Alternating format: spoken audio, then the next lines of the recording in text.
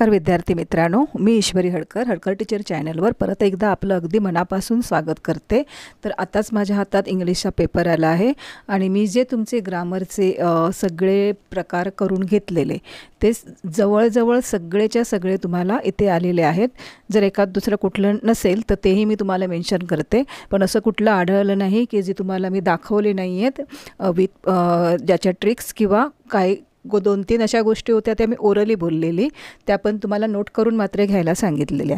तर बघूया आता की आपल्याला हे सगळं ग्रामर आलं की एक्झामला मी घेतल्याप्रमाणे आलं आहे की नाही। तर हा आहे माझ्याकडे मराठी मीडियम आणि सेमी इंग्लिश मीडियमचा पेपर इंग्लिशचा। तर पहिले तर शब्द एकदम इझीच होते, तुम्हाला अल्फाबेट प्रॉपर अल्फाबेट वापरायचं होतं आणि ह्याच्यासाठी पण मी क्ल्यू दिलेला, तुम्ही जर तुम्हाला अल्फाबेट सुचलं नाही कुठलं तर अल्फाबेट्स वेगवेगळे घालून प्रॉपर शब्द तयार होतोय का बघा।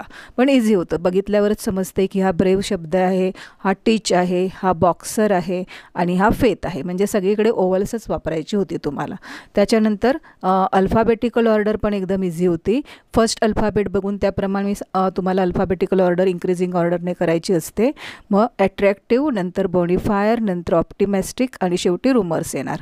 आणि ह्याच्यामध्ये जेव्हा सेम अल्फाबेट्स असतात ती कॅन्सल करून नंतरच्या येणाऱ्या अल्फाबेटवर आपल्याला मांडायचे असते। त्यानुसार 1 नंबरला हे येणार, 2 नंबर, 3 नंबर आणि 4 नंबर, म्हणजे हे मार्क्स तुमचे पंच्युएशन मार्क्स पण इझी होतं। टी कॅपिटल करायचा होता तुम्हाला, नंतर मग द रिप्लायड आहे म्हणजे हे सगळं डबल इन्व्हर्टेड कॉमामध्ये येणार, इथून इथपर्यंत वाक्य आणि आय कॅपिटल येणार आणि इथे कॉमा येणार, म्हणजे हेही वाक्य सोपं होतं। आणि हाऊस दॅट इथे काय येणार सांगा, सेड नथू म्हणजे एन कॅपिटल येणार, शेवटी फुल स्टॉप येणार आणि परत तुमचा हा एच कॅपिटल होणार आणि हे पूर्ण बोललेलं वाक्य डबल इन्व्हर्टेड कॉमा आणि कॉमा येणार इथे आणि इथे एपॉस्ट्रॉफी येणार। अशा प्रकारे हेही सोपं होतं। अशा प्रकारे हे 8च्या 8 मार्क तुम्ही मिळवला असाल अशी मी अपेक्षा करते, कारण हे सगळे रूल्स तुम्हाला मी ऑलरेडी सांगितलेले होते। नंतर पुढे रेन वॉटरवरनं तुम्हाला 4 शब्द बनवायचे होते, ते इथे रेन आणि वॉटर हे तुम्हाला ऑलरेडी त्यांनी दिलेलेच आहेत आणि 2 नवीन मी बनवले जसे की वेंट आणि वॉन। अशा प्रकारे हा प्रश्न होता। तुम्हाला एकूण एनी 4 ॲक्टिव्हिटी होत्या, त्यातल्या आपण 4 ॲक्टिव्हिटी बघितल्या। अजून कुठली ॲक्टिव्हिटी आहे ते बघूया। 5वी ॲक्टिव्हिटी आहे गार्डन संबंधात तुम्हाला काय लिहायचे होते सांगा, ॲडजेक्टिव्ह, कारण ब्युटिफुल हे ॲडजेक्टिव्ह आहे। मग त्याप्रमाणेच क्लीन, नाईस, पीसफुल, प्लीजंट असे या प्रकारे तुम्ही कुठलेही लिहू शकता। हा ओपन माइंडेड प्रश्न होता, तुम्ही तुमच्या मनाचे कुठलेही ॲडजेक्टिव्ह इथे लिहू शकता। आणि 6वा प्रश्न होता, हेही किती सोपं होतं बघा, नाऊन घालायची होती तुम्ही, अगदीच काय नाही तर आर वरनं राम, मी वरनं मीना अशी नावं लिहिलं असतात तरी चाललं असतं। म्हणजे हे 4 ॲक्टिव्हिटी तर तुम्ही कुठल्याही कंप्लीट करून हे 8 मार्क्स तुमचे मिळालेच असतील अशी मी अपेक्षा करते। नंतर एनी वन होतं, तुम्हाला ह्या 2 पैकी एक सोडवायचं होतं। इन्स्टेड ऑफ म्हणजे च्या ऐवजी, you can of instead of me, you can carry instead of me if you want. अशा प्रकारे एखादं तुम्ही स्वतः वाक्य बनवायचं आहे तुमच्या मनाचं। नंतर किंवा क्लॉज कंप्लीट करायचा होता, my uncle found a baby wrapped into the blanket, म्हणजे ब्लँकेटमध्ये एक बेबी सापडली, हे एक कंप्लीट करायचं होतं तुम्हाला। त्याच्यानंतर सफिक्स किंवा प्रफिक्स लावून वाक्य कंप्लीट करायची होती। तर इम्पॉसिबल आणि अपॉइंटमेंट हे आपल्याला सोपं पडतं, त्याच्यामुळे ह्या दोन्हीपैकी एक बनवायचं होतं, ते आपण जास्त करून सफिक्स किंवा प्रिफिक्सच करतो, म्हणजे हे 10 मार्क ते एकदम इझी होते, तुम्हाला काहीच कठीण नव्हते। नंतर पॅरेग्राफवर रिलेटेड क्वेश्चन होते A1 आणि A2, ते तुम्ही केलाच असाल व्यवस्थित। A3 हा होता find any 4 describing word from the passage. Describing word म्हणजे काय, ॲडजेक्टिव्ह जे नाऊनबद्दल एक्स्ट्रा इन्फॉर्मेशन देते असे वर्ड, जसं काही इथे मला आता वाचताच कळले की पॉस्परस एक आहे, 7 चिल्ड्रन हा एक आहे। अशा प्रकारे नाऊनच्याबद्दल एक्स्ट्रा इन्फॉर्मेशन देणारे शब्द पॅरेग्राफमधले कुठलेही तुम्ही 4 लिहायचे होते।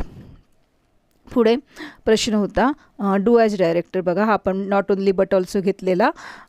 At birth the child was not only fair but also pretty असं होणार.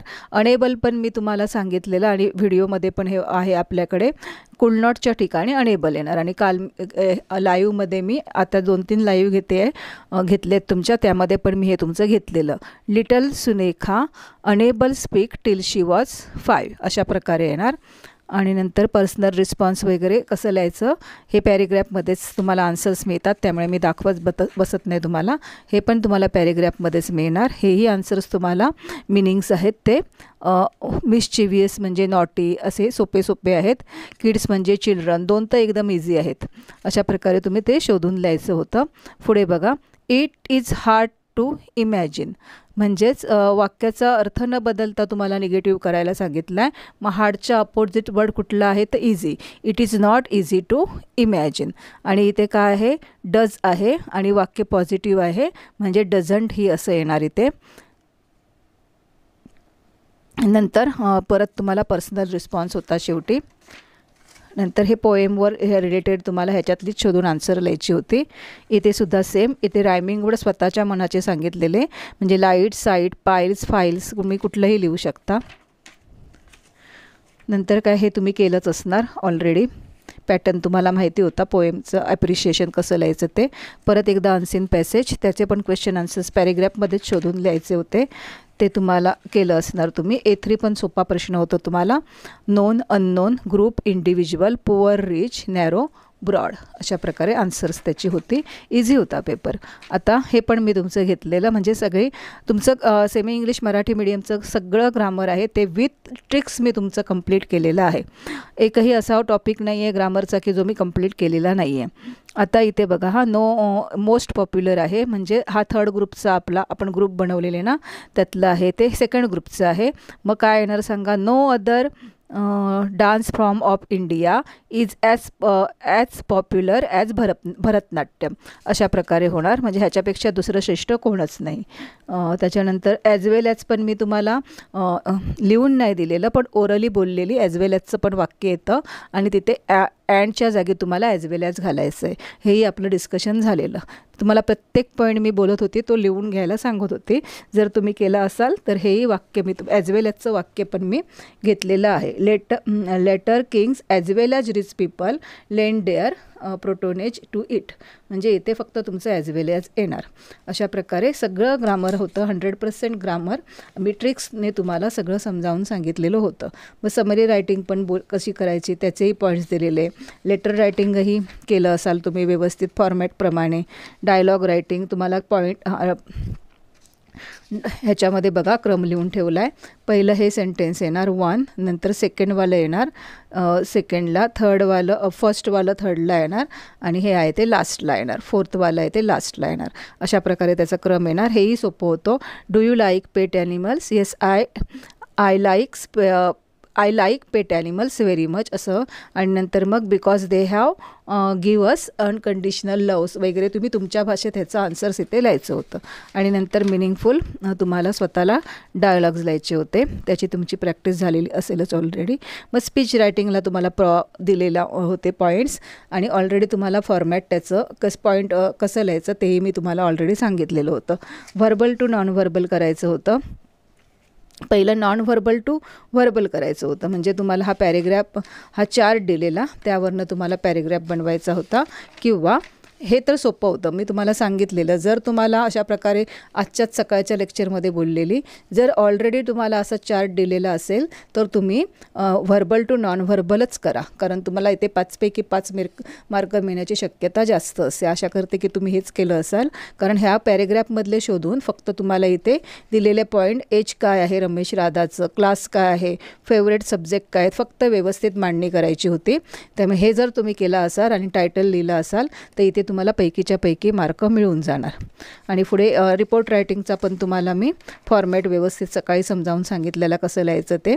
स्टोरी डेव्हलपिंग ट्रान्सलेशन पण तुम्ही व्यवस्थित केलं असाल. थोडे शब्द बघूया आता.